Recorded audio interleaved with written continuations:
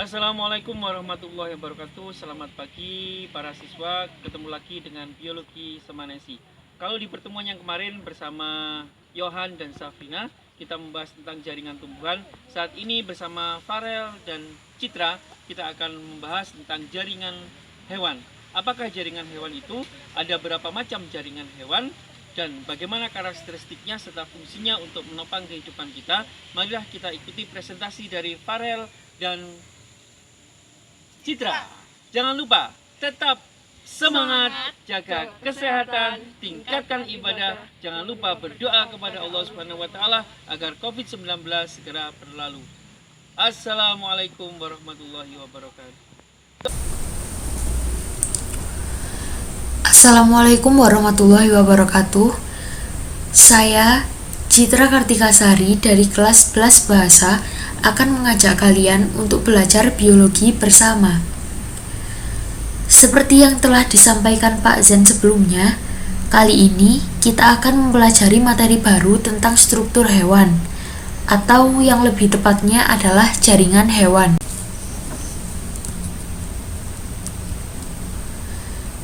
Jaringan hewan. Apa itu jaringan? Jaringan merupakan kumpulan sel-sel yang memiliki bentuk dan fungsi yang sama. Jaringan-jaringan yang berbeda ini dapat bekerja sama untuk suatu fungsi fisiologi yang sama membentuk organ.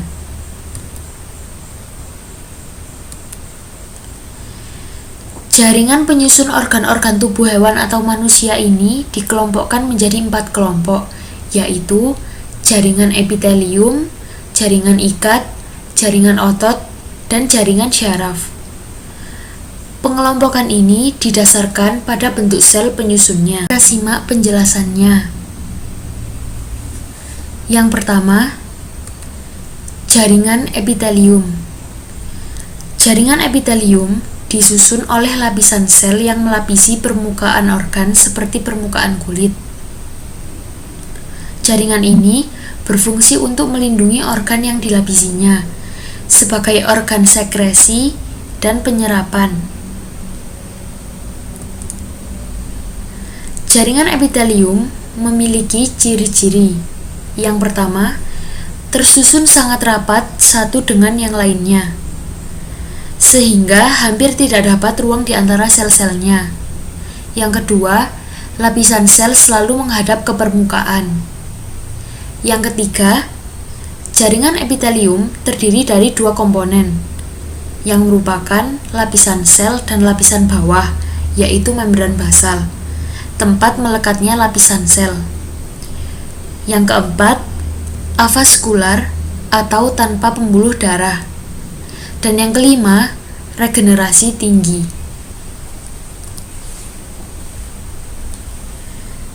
Berikut ini contoh dari jaringan epitelium.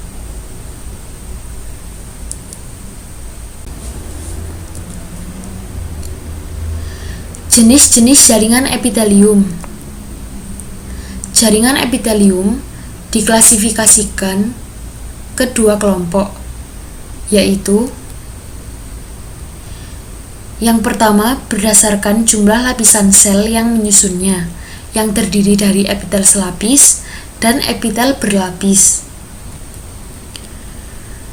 Yang kedua, berdasarkan bentuk sel yang menyusunnya, yang terdiri dari epitel pipih, epitel kubus, dan epitel silindris. Berikut ini adalah contoh gambar dari jaringan epitel yang diklasifikasikan berdasarkan jumlah lapisan sel yang menyusunnya. Yang ini adalah epitel selapis, dan yang bawahnya adalah epitel berlapis. Dan yang ini adalah contoh gambar dari jaringan epitel yang diklasifikasikan berdasarkan bentuk sel yang menyusunnya. Mari kita simak pembahasan berikut ini. 1. Epitelium pipih selapis. Epitelium pipih selapis disusun oleh selapis sel berbentuk pipih dan hanya terdiri atas satu lapis sel saja, dengan inti berada di tengah sehingga terlihat sangat tipis. Epitelium pipi selapis ini umumnya berfungsi untuk pertukaran gas atau zat dari luar ke dalam tubuh atau sebaliknya. Contohnya, epitel pada alveolus dan dinding pembuluh kapiler. Berikut ini adalah contoh dari epitelium pipi selapis. Yang kedua, epitelium kubus selapis. Epitelium kubus selapis disusun oleh selapis sel berbentuk kubus dengan inti di tengah. Epitelium kubus selapis ini berfungsi dalam proses pengeluaran zat-zat atau kelenjar yang dibutuhkan tubuh dan proses penyerapan. Epitelium kubus selapis ini biasanya terdapat pada saluran atau kelenjar. Berikut ini adalah contoh dari epitelium kubus selapis.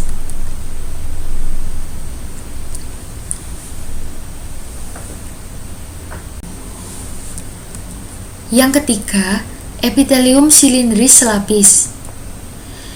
Epitelium silindris selapis disusun oleh selapis sel berbentuk silindris dengan inti di dekat permukaan sel.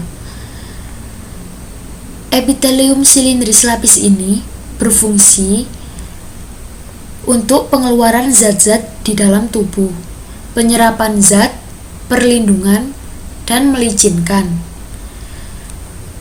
Epitelium silindris selapis ini biasanya terdapat pada sel goblet di antara sel-sel epitelnya.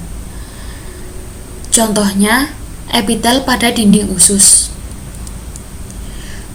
Berikut ini adalah contoh dari gambar epitelium silindris selapis.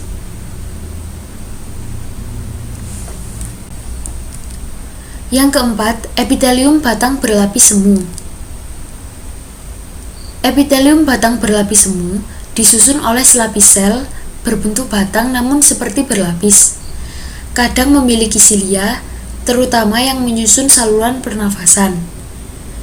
Silia ini berfungsi untuk menyaring dan mengeluarkan benda asing yang masuk, misalnya debu. Epitelium batang berlapis semu ini berfungsi sebagai sekresi atau absorpsi. Epitelium batang berlapis semu terdapat pada saluran pernapasan, yaitu rongga hidung dan trakea. Berikut ini adalah contoh gambar dari epitelium batang berlapis semu. Ini adalah silia ya. Dan ini contoh dari epitelium batang berlapis semu pada trakea.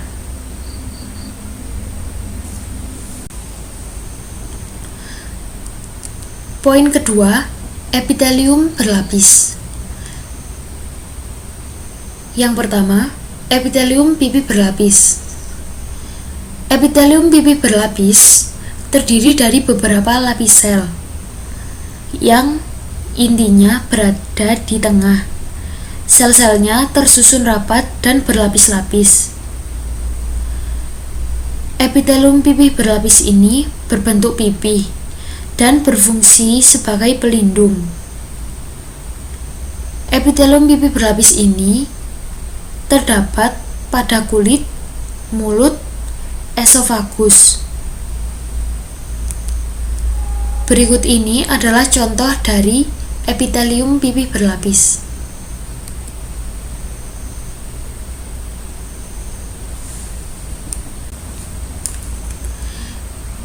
Yang kedua, epitelium kubus berlapis. Epitelium kubus berlapis tersusun dari dua lapis sel atau lebih yang berbentuk kubus, dengan inti yang berada di tengah dan tersusun dari berlapis-lapis sel kubus. Epitelium kubus berlapis ini berfungsi dalam proses sekresi, misalnya terdapat pada kelenjar keringat, kelenjar minyak, ovarium, dan lain-lain. Yang ketiga, epitelium silindris berlapis. Epitelium silindris berlapis ini, permukaan selnya berbentuk silindris, namun sel di bawahnya berbentuk beragam. Epitelium silindris berlapis ini berfungsi sebagai tempat sekresi dan pergerakan. Epitelium silindris berlapis ini terletak pada alat-alat tubuh. Yang keempat, epitelium transisional. Epitelium transisional merupakan epitelium berlapis yang bentuk selnya dapat berubah-ubah atau tidak menentu. Jadi, ada yang berbentuk pipih, panjang, dan kubus. Epitelium transisional ini terdapat pada ureter, kandung kemih, dan uretra. Berikut adalah contoh gambar dari epitelium transisional.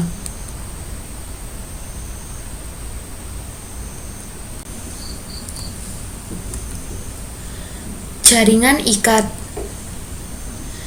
Jaringan ikat merupakan jaringan yang ditemukan pada semua organ tubuh. Jaringan ikat terdiri dari dua komponen, yaitu sel-sel jaringan ikat dan matriks ekstraseluler atau serat atau serabut dan substansi dasar. Fungsi umum dari jaringan ikat adalah mengikat satu organ dengan organ lainnya, menopang organ tubuh, dan memberi perlindungan organ tubuh. Berikut ini yang termasuk ke dalam jaringan ikat. Ada di gambar yang di bawah ini ya. Ada sel adiposa,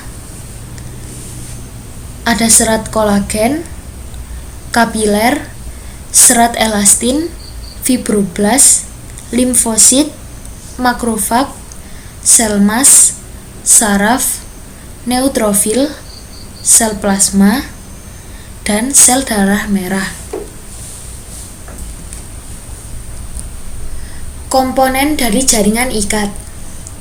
Yang pertama, matriks ekstraseluler. Matriks ekstraseluler yaitu komponen jaringan ikat yang berupa bukan sel. Ada dua bentuk matriks ekstraseluler, yaitu substansi dasar bersifat semi cair, disusun oleh asam hyaluronat atau protein, dan mukopolisakarida. Serat dihasilkan oleh sel jaringan ikat. Berdasarkan bentuknya, ada 3 jenis serat penyusun matriks, yaitu serat kolagen, serat elastin, dan serat retikuler. Assalamualaikum warahmatullahi wabarakatuh. Saya Farelia Sela Yahya dari kelas 11 Bahasa akan melanjutkan materi yang sudah diberikan tentang jenis-jenis jaringan ikat. Jenis-jenis jaringan ikat. Berdasarkan jenis serat dan sel penyusunnya, jaringan ikat dibedakan menjadi beberapa jenis. Yang pertama ada tulang atau osteon. Tulang atau osteon adalah jaringan ikat khusus yang merupakan komponen sistem gerak. Tulang ini bersifat kaku dan keras. Tulang osteon disusun oleh sel tulang atau osteosit, matriks keras atau endapan kalsium, dan serat kolagen. Tulang atau osteon berfungsi melindungi organ tubuh dan memberikan bentuk tubuh dan juga fungsi lainnya. Ini adalah gambar tulang atau osteon. Yang pertama ada sentral kanal. Sentral kanal biasanya bisa disebut juga sistem Havers. Sistem Havers merupakan tempat masuknya pembuluh darah saraf, pembuluh limfa ke dalam sel tulang. Selanjutnya ada lacunae atau laguna, yaitu rongga tempat osteosit menempel. Dan ada lamela atau lempeng yang mengelilingi sistem Havers. Yang kedua ada kartilago atau tulang rawan. Kartilago atau tulang rawan disusun oleh sel-sel kondrosit, sejumlah serat kolagen, matriks keruh dan elastis, dan kartilago juga punya unsur-unsur lainnya. Misalnya, tidak mengandung pembuluh darah, limfa dan syaraf, dan kecepatan metabolismenya rendah. Kartilago atau tulang rawan berfungsi menyusun kerangka bayi yang baru lahir. Kartilago atau tulang rawan terdapat pada organ-organ tertentu seperti daun telinga, hidung, tulang rusuk, dan lain-lainnya. Ini adalah gambar dari sel tulang kartilago. Di dalamnya terdapat sel kartilago sendiri, lakuna, matriks, dan kondrosit dalam lakuna. Yang ketiga, ada jaringan ikat padat. Jaringan ikat padat disusun oleh sel-sel fibroblast. Komponen matriksnya berupa serat, kolagen yang tersusun padat dan teratur. Selain itu, jaringan ikat padat juga sering disebut dengan jaringan ikat serabut putih, karena terbuat dari serabut kolagen yang berwarna putih. Jaringan ikat padat bersifat fleksibel tetapi tidak elastis. Jaringan ini terdapat pada selaput urat, selaput pembungkus otot atau fascia, ligamen, dan tendon. Contoh jaringan ikat padat yaitu yang pertama, tendon, penghubung otot dengan tulang. Yang kedua ada ligamen, penghubung tulang dengan tulang. Selain itu, fungsi jaringan pengikat padat yang lainnya adalah untuk menghubungkan berbagai organ tubuh, memberikan sokongan dan perlindungan terhadap organ tubuh, dan lain-lainnya. Ini adalah gambar dari jaringan ikat padat yang terdiri dari serat kolagen dan inti dari fibroblast. Yang keempat, ada jaringan ikat longgar. Jaringan ikat longgar adalah jaringan dengan sel yang jarang dan beberapa jaringannya disusun oleh matriks yang berbentuk cairan lendir atau mukus yang terkandung di dalamnya serabut kolagen dan serabut elastin.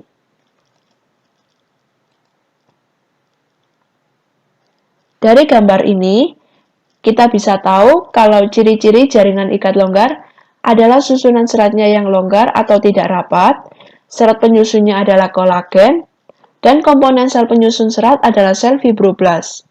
Fungsi dari jaringan ikat longgar adalah untuk menyokong, mengelilingi, dan menghubungkan elemen dari jaringan atau organ lain. Jaringan ikat longgar bisa ditemukan di sebagian besar tubuh, terutama di sekitar organ-organ pembungkus pembuluh darah, saraf, makrofag, sel plasma, tiang, dan juga sel lemak. Dari gambar ini adalah gambar jaringan ikat longgar. Di dalamnya terdapat epitel mukosa, lamina propria, serat matriks, inti dari fibroblast, serat elastis, dan serat kolagen. Dalam matriks, terdapat berkas serabut kolagen yang fleksibel tetapi tidak elastis. Dan adanya serabut kolagen ini memungkinkan terjadinya gerakan dari bagian-bagian yang saling dihubungkan. Yang kelima, ada jaringan lemak. Jaringan lemak adalah jaringan ikat yang mengandung atau menyimpan lemak. Fungsi dari jaringan lemak adalah untuk melindungi beberapa organ, menyimpan cadangan makanan, dan mengatur suhu tubuh. Posisi jaringan lemak bisa ditemukan di seluruh tubuh, terutama di bawah kulit sebagai bantalan, di sekitar alat-alat dalam, di sekitar persendian, dan di dalam sumsum tulang pipa. Ini adalah gambar jaringan lemak. Ini merupakan inti sel lemak. Dan yang ini adalah vakuola yang mengandung tetesan lemak. Dari gambar ini, kita bisa tahu kalau jaringan lemak terdiri atas sel-sel lemak, berbentuk bulat atau poligonal, dan dinding selnya tipis. Sel-selnya kaya rongga sel yang terisi tetes minyak. Dan jaringan lemak ini umumnya disokong oleh serabut kolagen. Yang terakhir atau yang keenam ada darah. Jaringan darah disusun oleh matriks berupa cairan darah atau plasma dan sel darah. Dalam plasma darah mengandung serat yang dinamakan fibrin. Fungsi dari jaringan darah adalah untuk mentransportasikan zat-zat ke seluruh tubuh. Zat-zat yang dimaksud adalah sari-sari makanan, hormon, dan zat-zat sisa metabolisme sel. Fungsi jaringan darah lainnya adalah untuk mencegah infeksi oleh kuman. Jaringan darah dapat dikatakan jaringan penyokong istimewa karena sifat dan kondisi fisik jaringan darah berbeda dengan jaringan penyokong lainnya. Jaringan ini berupa cairan sebagai komponen utamanya. Ini adalah gambar sel darah dalam pembuluh kapiler. Ini adalah gambar neutrofil atau sel darah putih, sel darah merah, dan yang ini adalah monosit atau sel darah putih. Materi selanjutnya adalah tentang jaringan otot. Jaringan otot tersusun atas sel-sel otot yang mengandung protein untuk kontraksi dan mengandung serabut-serabut halus yang disebut miofibril. Fungsi dari jaringan otot adalah sebagai alat gerak aktif. Berdasarkan bentuk sel penyusunnya, jaringan otot dibedakan menjadi 3 jenis, yaitu otot polos, otot lurik atau otot rangka, dan otot jantung.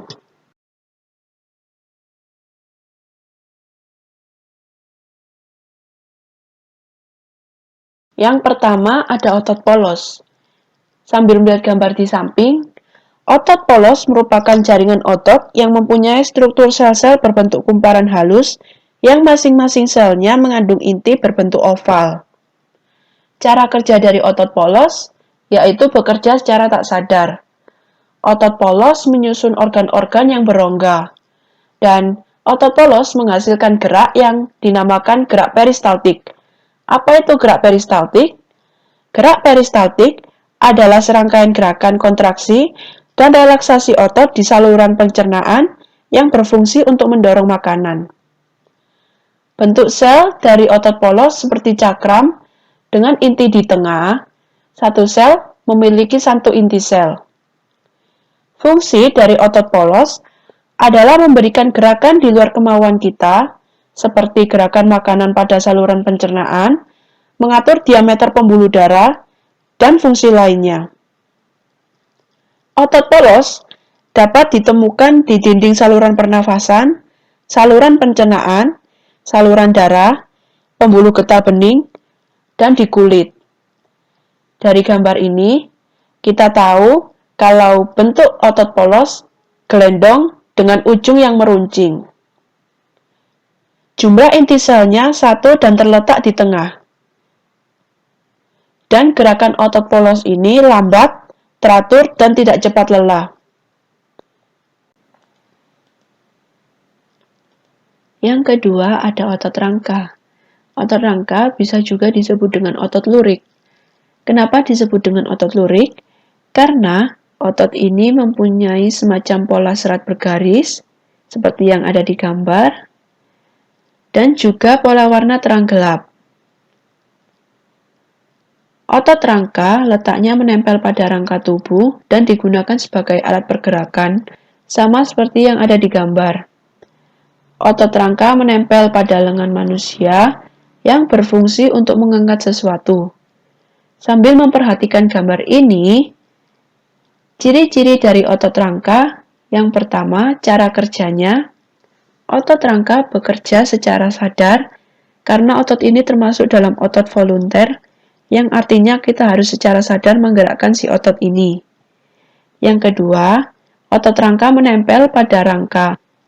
Yang ketiga, bentuk selnya memanjang atau silindris, berlurik-lurik, dan mempunyai ribuan serabut yang membentuk jaringan otot. Inti sel dalam otot rangka berjumlah banyak dan terletak pada tepi sel, seperti yang ada di gambar.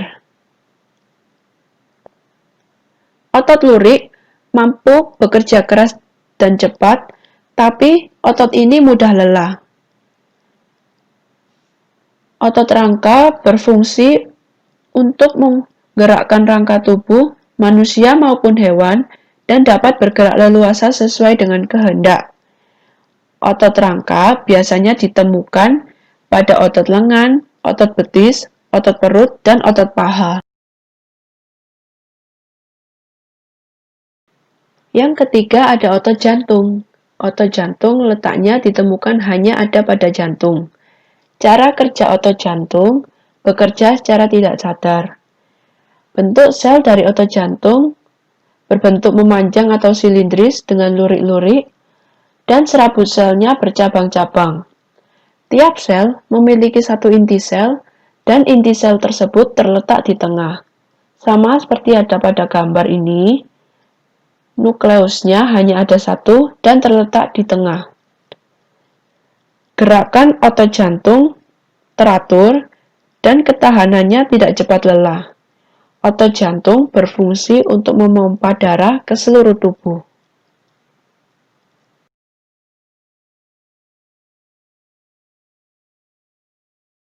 Materi selanjutnya adalah jaringan syaraf. Jaringan syaraf tersusun atas sel-sel saraf atau neuron. Fungsi dari jaringan syaraf ini adalah untuk menerima rangsang dari alat indera, memproses rangsang yang diterima, dan merespons rangsang.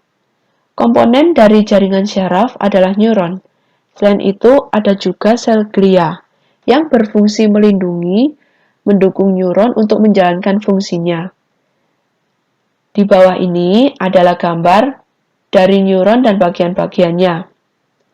Ini adalah gambar nukleus. Ini adalah badan sel.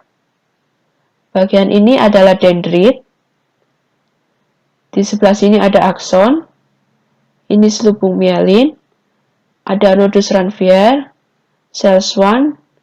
Dan kalau kita lebih perbesar lagi, di sini lebih tepatnya tempat nodus Ranvier, ini selubung mielin, dan akson.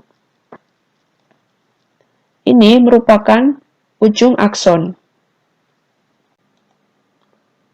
Ini adalah gambar bagan sistem syaraf dalam memproses informasi. Yang pertama ada reseptor. Reseptor bisa berupa alat indera. Di sini, reseptor akan menerima rangsangan, lalu rangsangan itu akan ditransmisikan atau diarahkan oleh neuron sensorik ke dalam sistem syaraf pusat, yaitu otak. Di sini, informasi akan diolah, lalu informasi tadi dikirim oleh neuron motorik ke dalam efektor yang berupa otot. Mari kita mereview materi tentang jaringan hewan. Yang pertama, jelaskan apakah jaringan itu. Yang kedua, ada berapa macam jaringan pada hewan. Yang ketiga, uraikan tentang macam-macam jaringan epitel yang meliputi 1. Ciri-ciri, 2. Letak, dan 3. Fungsinya. Yang keempat, uraikan tentang macam-macam jaringan ikat yang meliputi 1. Ciri-ciri, 2. Letak, dan 3. Fungsinya. Yang kelima, uraikan tentang macam-macam jaringan otot yang meliputi 1. Ciri-ciri, 2. Letak, dan 3. Fungsinya. Yang keenam, sebutkan fungsi jaringan syaraf. Selamat belajar. Jangan lupa dikerjakan ya. Wassalamualaikum warahmatullahi wabarakatuh.